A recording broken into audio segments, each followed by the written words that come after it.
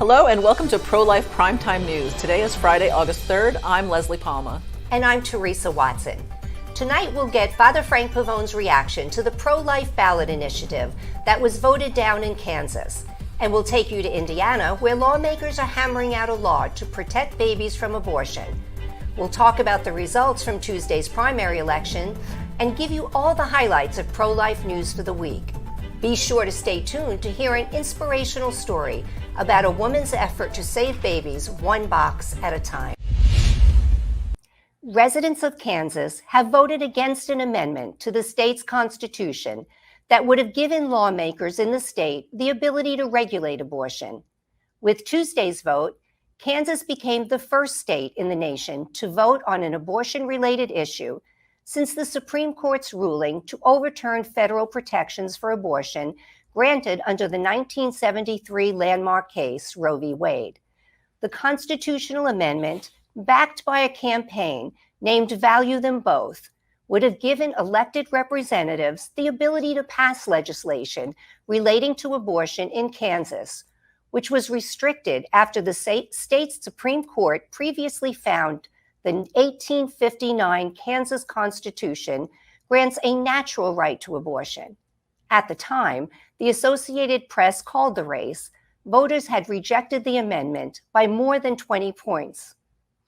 The question before voters, in the form of a confusingly worded constitutional amendment, was whether to end the right to abortion in Kansas by voting yes or preserve the right by voting no. I have with me here tonight Dr. Michael New, Research Associate of Political Science at the Catholic University of America, as well as an Associate Scholar at the Charlotte Lozier Institute. Welcome, Dr. New. Thanks for having me. Much appreciated. Good to see you. Dr. New, the results in Kansas on Tuesday night were certainly a disappointment. However, there were a number of factors at play regarding this decision, one of them being the amount of money spent by each side playing a prominent role. Could you share with us the facts about the money that was spent by each side? Sure. There was a lot of research on direct democracy. And when there are propositions on the ballot, like there was in Kansas yesterday, a lot of research shows that typically the side that spends the most money has the best chance to win. And that's what happened. Supporters of legal abortion raised and spent more than $1 million than pro-lifers. I should also add a lot of that money came from out of state. It was not, grassroots Kansans. It was kind of out-of-state people who supported legal abortion funding these campaigns or this campaign. So the fact that pro-lifers were outspent, unfortunately, did play a role in our defeat. Well, Dr. New, how can pro-lifers prevail then in future ballot campaigns? Well, there is, research about what we can do to be successful. And pro-lifers can be successful in a couple of ways. First, we can run campaigns in conservative states, which is what we did. Kansas is a right-of-center state. But more importantly, our proposals have to be kind of incremental, clear, and hard to distort.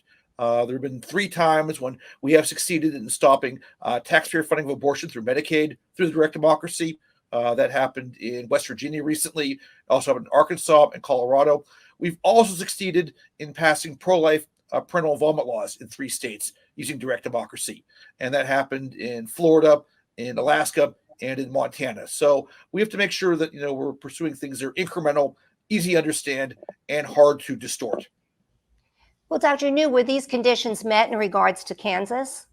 Unfortunately, no. The Value Them Both amendment was drafted in response to a 2019 Kansas Supreme Court ruling that found a right to an abortion in the Kansas Constitution. And Kansas pro-lifers wanted to pass this amendment to protect existing pro-life laws and make it possible to pass pro-life laws in the future. The problem that we ran into was it wasn't really clear in the short term what this amendment would do. And opponents argued that if this amendment passed, it would ban abortion everywhere in the state. That was not the case, but since the implications of this amendment were unclear, it was possible for opponents to kind of demonize and distort the impact of this amendment. Understand. And Dr. New, one thing that I personally noticed was when the Value Them Both was discussed in the media, the news seemed to be very biased. In fact, one report that I was watching, Value Them Both was not even mentioned at all in regards to the amendment. And so what's your opinion in regards to the media coverage of this amendment and abortion in general since Roe v. Wade was overturned? Yeah, I think after Dobbs, media coverage of abortion has become, even more biased and more partisan, and that doesn't really work to the advantage of pro-lifers. Regarding value them both, I think pro-lifers had some legitimate concerns, and if this amendment does not pass, it could result down the road in the judiciary requiring the state Medicaid program to cover abortion. So that would mean Kansans may, in the future, have to pay for abortions with their taxpayer dollars. That didn't come up. And I think if you look at, again, a lot of the media coverage post Dobbs, you see a lot of attention given to difficult situations where pregnant women, aren't receiving, proper medical care. But that's not because of the pro-life law. That's because doctors, in many cases, are just misunderstanding current policy. It's not because of the actions of pro-lifers, but that's really not getting the proper coverage that it really deserves. Well, Dr. New, what do you say to pro-lifers that might feel discouraged after, this defeat and looking forward to the midterm elections? I'd say it's a setback, but don't despair. We're making enormous amounts of progress right now. The Guttmacher Institute, which up until 2006 or 2007 was Planned Parenthood's research arm, they just did an analysis of 11 states that have passed protective pro-life laws. In those 11 states, 43 abortion facilities have shut down, or at the very least are not doing abortions anymore. That's excellent news. Guttmacher predicts that 26 states are going to pass protective pro-life laws at some point. We also know that pregnancy help centers are getting more phone calls. Heartbeat International said that their hotline has seen an increase in volume by 15%. So we have a lot of great opportunities. What happened yesterday was a disappointment and a setback, but we should move forward. We can do a lot of good protecting both mothers and their unborn children. Well, Dr. New, thank you so much for sharing your insights, and we appreciate all your work on the ground that you do every single day for the pro-life movement. And this was a very important issue, and we appreciate your insights, and we hope you'll join us again. No, thanks for having me. Much appreciated. Thank you. And now we turn to Father Frank Pavone, National Director of Priests for Life, and his comments regarding Value Them Both. Brothers and sisters, Father Frank Pavone here, Director of Priests for Life, on this very sunny morning here in Florida. Wanted to talk to you about the Value Them Both amendment in Kansas that did not pass yesterday, unfortunately.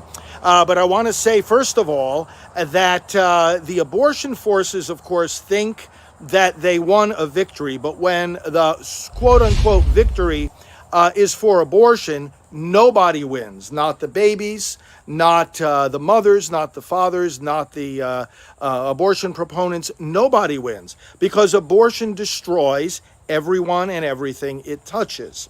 Secondly, we have to keep in mind that this amendment said something that is obvious, that the Kansas Constitution does not confer the right to an abortion. Whether this amendment passes or not, the fact still is it does not. It does not confer a right to abortion. In fact, no constitution confers a right to abortion, including our federal constitution, as the Supreme Court recently made clear. Thirdly, if you think that Kansans support, or anyone in America, by any kind of majority, supports abortion on demand without limits throughout pregnancy, or being forced to pay for somebody else's abortion, fact of the matter is, they don't. So why does an amendment like this fail to pass? Well, because the other side lies to the public about what it actually says. And we saw those lies perpetuated by the media and millions of dollars from outside of Kansas by pro-abortion groups that want more and more killing of babies. They try to say to the people of Kansas, oh, this is going to take away your right to have any kind of abortion whatsoever, even in life-threatening circumstances. My challenge to the other side is very simple. Can we have an honest ballot initiative where everybody on both sides of the issue actually informs the citizens of what the amendment actually says? See, that would be a challenge that the other side, although I'm making it again today, will not accept, cannot accept, because they know that it would never meet their expectations. They would never succeed in stopping a pro-life amendment like this if they were honest with the people about what it actually says. We will continue to work with the people of Kansas. I have been up and down and across that state so many times over the decades. We know the pro-life commitment of the people and lawmakers of Kansas. We will continue working with you in Kansas and with all of you friends, brothers and sisters in the pro-life movement to protect these babies and their moms and their families, and much, much more to come.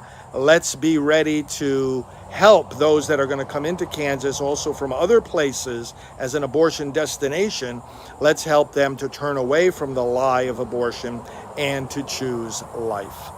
God bless you. Father Frank Pavone here of Priests for Life. President Biden signed his second executive order on abortion on Wednesday during the inaugural meeting of his task force on reproductive health care access.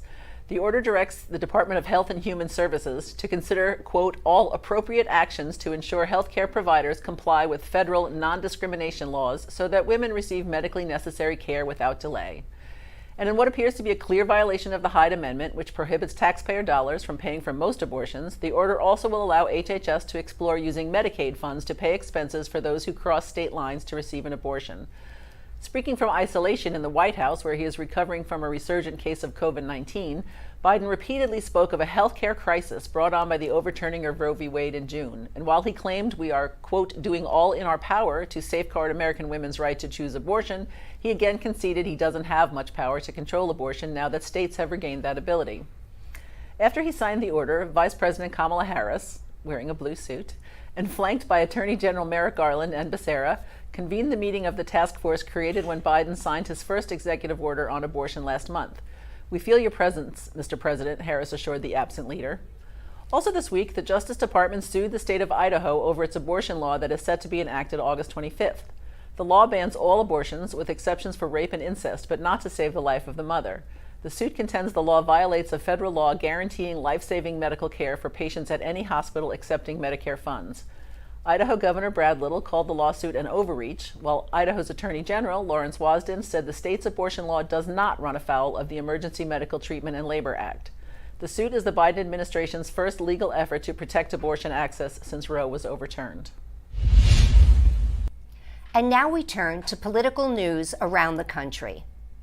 Republican Michigan gubernatorial candidate Tudor Dixon came out on top in Tuesday's primary, following an endorsement from former President Donald Trump. Dixon is pro-life and is also endorsed by Susan B. Anthony and Right to Life of Michigan. Tudor Dixon will run against incumbent Democratic Governor Gretchen Whitmer in November. Whitmer is an extreme abortion supporter. Carrie Lake, a former local TV news personality who was endorsed by President Trump, won the GOP nomination for governor in Arizona. Meanwhile, the Republican leadership in Arizona and on the national level are calling for the resignation of the Pinal County Elections Director, David Frisk, after some voting locations ran out of ballots in Tuesday's primary. The county acknowledged some precincts didn't have enough ballots, and voters had to wait while more ballots were printed and distributed to the affected polling sites. Pinal County elections officials said there was an unprecedented demand for in-person ballots. Eric Schmidt defeated former Governor Eric Greitens, winning the Republican nomination in the Missouri Senate primary. Schmidt will look to fill the seat of Republican Senator Roy Blunt, who announced that he would not seek a third term. "We did it. Now let's go save America," Schmidt tweeted after his victory was confirmed. Schmidt halted an improbably political comeback for Greitens, whose career has been marred by scandals, including accusations by his wife earlier this year that he physically and emotionally abused her and their children before their divorce.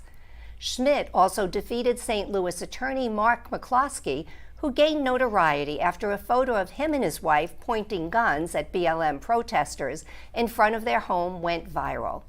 Former President Donald Trump threw a wrench in the race on Monday after he issued a statement endorsing Eric, although he never clarified which Eric, Greitens or Schmidt, that he was supporting. Both candidates were quick to claim and tout Trump's support. Schmidt will face off in November against Trudy Bush Valentine, an heiress to the Bush family brewing fortune. And that's political news in a nutshell. Congresswoman Jackie Walorski, a pro-life Republican from Indiana, was killed in a car accident in Elkhart, Indiana, Wednesday. She was 58. The Congresswoman's 2 passengers were killed, as was the driver of the second car. Indiana is in the news for the second week in a row as legislators called into a special session continue work to hammer out a bill to protect babies from abortion. The Indiana Senate passed a bill banning abortion except for rape and incest and to protect the life of the mother. The House is poised to vote on a similar measure. Governor Eric Holcomb is expected to sign the bill, but it's unclear if it would be enacted September 1st or November 1st. A bipartisan group of senators this week unveiled legislation that would guarantee access to abortion on the national level. Republican Senators Susan Collins of Maine and Lisa Murkowski of Alaska, the only pro-abortion Republicans in the Senate, joined Democrats Tim Kaine of Virginia and Kyrsten Sinema of Arizona in introducing the Reproductive Freedom for All Act, which would allow abortion until viability and after viability if the mother's life was imperiled. The legislation would nullify laws enacted in the various states since Roe v. Wade was overturned in June. That would include near-total bans in effect in several states, as well as heartbeat laws and 15-week bans. The bill will not pass the Senate, and it's uncertain whether Senate Majority Leader Chuck Schumer will even bring it to the floor for a vote. In a new Gallup poll, 8% of respondents identified abortion as the most important problem facing the nation. It's the highest ranking abortion has received since 1984. The only issues that ranked ahead of abortion in importance are inflation and dysfunctional government. Immigration, gun control, racism, and crime were found to be less important to those responding to the poll. After 25 Democrat senators called on the Department of Veterans Affairs to begin offering abortion in all VA centers, Secretary Dennis McDonough said he would find ways to ensure female veterans have ways to abort their children, but did not comment directly on the senators' demand. It's unclear whether the VA would be legally able to offer abortion at its centers. The Veterans Health Care Act of 1992 prohibits abortion at VA facilities, but the senators in their letter cited the 1996 Veterans Health Care Eligibility Reform Act, which allows the department to provide needed medical care to veterans. In 2020, about 550,000 female veterans accessed health care services through the VA, according to the Navy Times. President Biden has nominated the attorney who lost the Dobbs case in the Supreme Court for a seat on the federal bench. Julie Rickleman, who represented the abortion business whose challenge to a 15-week law in Mississippi led to Roe v. Wade being overturned, has been nominated for a lifetime post on the U.S. Circuit Court of Appeals, which has jurisdiction over cases in Maine, Massachusetts, New Hampshire, Rhode Island, and Puerto Rico. Rickleman is currently the litigation director at the Center for Reproductive Rights, an organization that exists solely to challenge abortion laws that protect the unborn and their mothers. The Georgia Department of Revenue this week confirmed that parents can claim their embryos as tax deductions. Georgia's Heartbeat Act, enacted last month, contains a personhood clause that redefines natural person to include the unborn. Parents can now claim an exemption in the amount of $3,000 per embryo. 7 Florida clergy members, 2 Christians, 3 Jews, 1 Unitarian, and a Buddhist, filed lawsuits against the state this week, saying Florida's 15-week abortion law violates their religious freedom. The law was signed by Governor Ron DeSantis in April and went into effect after Roe v. Wade was overturned. The central claim in 5 separate lawsuits is that the law, quote, imposes severe barriers and substantial burdens to their religious belief, speech, and conduct. A Florida rabbi filed a similar lawsuit in June. In the on-again, off-again column this week, Kentucky is once again allowed to enforce both its Heartbeat Act and a trigger ban that eliminates almost all abortion in the state. West Virginia legislators were sent home from their special session when the Senate amended a proposed bill and the House balked. Abortion remains legal in West Virginia until the 2 houses can hammer out a bill and send it to Governor Jim Justice for his signature. The stories were all heartbreaking and shocking. In 1997, Melissa Drexler was a high school senior in Toms River, New Jersey, when she gave birth to a baby in a bathroom stall during her prom. She plucked the baby from a toilet, put him in a plastic bag, and left him to die in a trash can. She became infamous across the nation as the prom mom because she was back on the dance floor after leaving her newborn son to die. She later served 3 years of a 20-year sentence for manslaughter.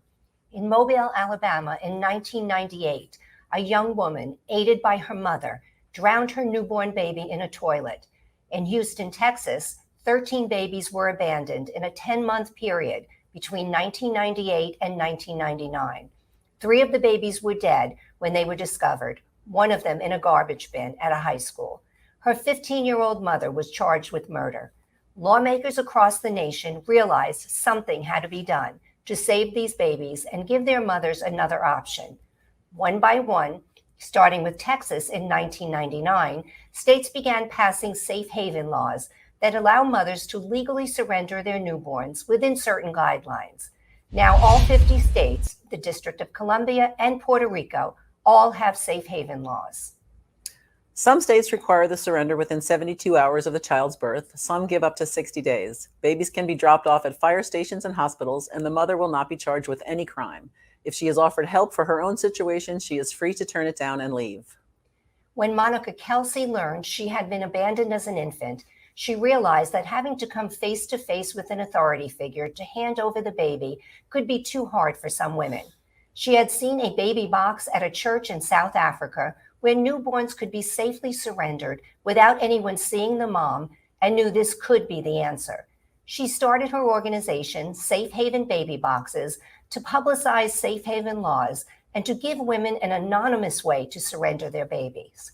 Here's Monica describing how the baby boxes work. When a mom walks up to one of our Safe Haven Baby Boxes and she needs to utilize this resource that we have available for her, she's going to walk directly up to the box. She's going to pull the little handle. She's going to open up the door. As soon as this door is opened up, one of the alarms is already going off. It's a silent alarm that mom will not hear. When she places baby inside the box, another alarm goes off that she will not hear. When she shuts the door, she won't be able to reopen the door. The door actually locks once baby's placed inside. The baby can only be retrieved from the inside of the fire station, or in this case, the inside of the hospital. Inside, you'll see a green light that is always green if there is no baby in our box. Once there's a baby placed in our box, you'll see a green plus a yellow orangish light because the beam from across has been broken. After mom places her baby in one of our Safe Haven Baby Boxes, one of the staff or the EMTs or the paramedics or the nurses will come down to the baby box. They're going to open the inside door. They're going to grab the bassinet and they're going to head for the emergency room. We've invited Monica here this evening to talk about Safe Haven Baby Boxes and how lives are being saved. Welcome, Monica, and thanks for joining us. Thank you guys so much for having me. Well, Monica, could you tell us about the baby box that you saw in South Africa and how it influenced you? Absolutely. You know, I was actually on a speaking tour in Cape Town, South Africa, with another speaker named Pam Stenzel. And we were walking into a church, and this was the only church in Cape Town that had what they called a baby safe. And as I'm walking by it, I was so intrigued by this because as a firefighter and a medic, I knew about the safe haven law, but I had never seen anything like this before. And so I asked the person that was walking us in, I said, what is this and what is it used for? And they said, well, women bring their children here at night so that they don't have to throw them in dumpsters if they don't want their faces seen. And so they had saved 7 babies that year. And so on the flight back from Cape Town, South Africa, on a Delta napkin, I hand drew my version of the baby box and then came back to the United States and started the uphill battle of getting them implemented. That's what I was going. That's my next question. How did you get it started? What hoops did you have to jump through? Oh my gosh. So the first thing I had to do was find somebody that would build me a box. You know, this had never been done in America before. And so I took my little Delta napkin to a builder in Fort Wayne, Indiana. And I said, I want you to build me a baby box. And he says, oh, a what? And I said, I want a baby box. I'm going to put these in fire stations and save babies. And he's like, you know, well, for $700, I'll build you a prototype. So I wrote a check from my husband's account and walked out of there like a boss and thinking, you know, okay, this is going to be easy, not realizing how tough this really was going to be, because then I had to get a legislator that believed in this. And so, you know, through the last 6 years, we've been able to get people to understand that if it's a dumpster or a safe haven baby box that's an electronically monitored to the 911 system, that a baby box is going to be a better option than that dumpster, which we've been seeing across this country for many years. No, absolutely. So the first box, Monica, was installed in 2016. So how has your project grown since then? Well, the very first baby box was placed in my firehouse in Woodburn, Indiana. My husband's the mayor. We kind of joke about this because it was kind of easy to talk him into allowing me to put a box in his firehouse. He wanted to sleep with his wife at night. And so that was the very first one in April of 2016. On Monday of this week, I just blessed the 114th baby box in the nation. Oh, God bless. You also operate a hotline. What are moms looking for when they call that number? No call is ever the same. There are different situations for different people that call. I mean, we've helped a military mom surrender. We've helped a 13-year-old surrender. We've helped a 44-year-old surrender. We've done 9 adoption plans, countless parenting plans. See, the hotline, I think people kind of think that we're only directing women to these boxes, and that's the farthest thing from the truth. What we're trying to do is give these women all of their safe and legal options that their law allows in their state, because we're getting calls from all over this country. And so if we give them options, they're going to choose what's best for them, because what I would do might not be what they would do. And so we have to make sure that they're okay with the option that they choose. And so we've done, I don't even know how many parenting plans we've done or how many resources to crisis pregnancy centers. But we've had a total of 21 babies in our boxes since November of 2017. We've helped 122 women safely surrender by handoffs. And then, of course, 9 adoptions. And I don't even know how many parenting plans we're up to now. So we do a lot. That hotline is what we call the workhorse of our organization. Wow. Well, Monica, your website includes instructions also for people who would like to place baby boxes in their communities. Are there any more in the works right now? Oh my gosh, we've probably got, I'm going to say, we're probably going to hit about 200 by maybe the end of this year, beginning of next year. And right now we're at 114. So we have a lot of communities that are seeing what Indiana has done. And, Indiana, prior to baby boxes, we were finding 2 to 3 dead babies in our state every year. And since we launched, we haven't had a dead baby in our state in the last 6 years. So the success lies in the numbers. And so people are seeing that and they want to be a part of it. So we're encouraged to see people being proactive on this movement of safe haven surrenders. Monica, it must be very difficult for a mother to surrender her baby, but it really is an act of love, isn't it? It truly is. For a woman to basically say, I want what's best for my child and it's not me, that's heroic. And I'll tell you, I get to walk alongside these moms. That's where I feel like I'm bringing the most to these women, because my birth mom did not have this back in 1973. There was no one to walk alongside her, on her journey. And so I have become friends with a lot of these parents that have surrendered in our boxes, that utilized our services. And I'll tell you, they're some of the strongest women and men that I've ever met in my life. And I'll tell you, they're heroes. I don't think they get enough credit. I think women who choose to place their child for adoption or a safe surrender, I don't think we give them enough credit, because their heart is breaking for the betterment of their child. And we all should celebrate that. Amen. Definitely. Yeah, thank you so much. Monica, we just really appreciate you taking the time from your work, and we are so inspired by what you're doing. And we thank you for the life-saving work that you're doing. Well, thank you guys so much for having us. Teresa, in 1998, I was a reporter in New York City. So the prom mom story was a really big story. And the news editor at the time, his name is Ed Donnelly, a consummate newsman, very pro-life. He was angry. And he was not as angry at prom mom herself as the culture that we created that allows people to think, well, I could have aborted the baby, so what's the difference? So that's really, the baby boxes, the safe haven is so important. It's a different option. It's a better option. Don't kill your baby. And so we just want to make sure that everybody has the website for Monica. It's www.shbb.org. And the phone number is 888-742-2133. Yeah, and Leslie, I remember that story also, when it was happening. And it was such a very sad time. And I also find, even in our pro-life work, there are so many people unaware of these safe haven laws. Absolutely. And certainly about these baby boxes. Mm-hmm. So we really want to encourage all of you to please share this information. It's just as important as all the other information that we share as pro-lifers, but this is a real valid option for these women to be able to bring their baby to a safe place. And we're so grateful for the work that Monica is doing. Thank you so much for joining us on Prolife Prime Time News, produced at Priests for Life headquarters in Titusville, Florida. We hope you will join us every Friday at 9 p.m. Eastern Time.